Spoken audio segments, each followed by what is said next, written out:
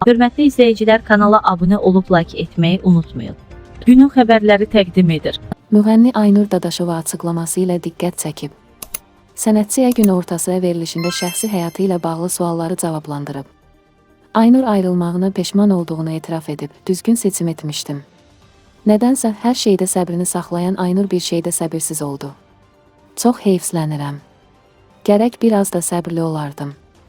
Allah şeytana lənət etsin. Aparıcı Zümrüd Bədəlovanın söhbət ailədən gedir sualını Dadaşova təsdiqləyib. Bəli, insanın özünün özünə etdiyi pisliyi milyon insan yığılsa edə bilməz. Hər şeydə səbirliyəm, o qədər dözərəm. Etdim də az olmadı.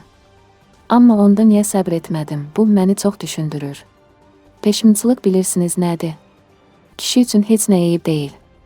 Qadın nə etsə deyirlər eyibdir. Qeyd edək ki, Aynur Dadaşova həyat yoldaşından ayrıldığını açıqlayıb. Onun 2 övladı var.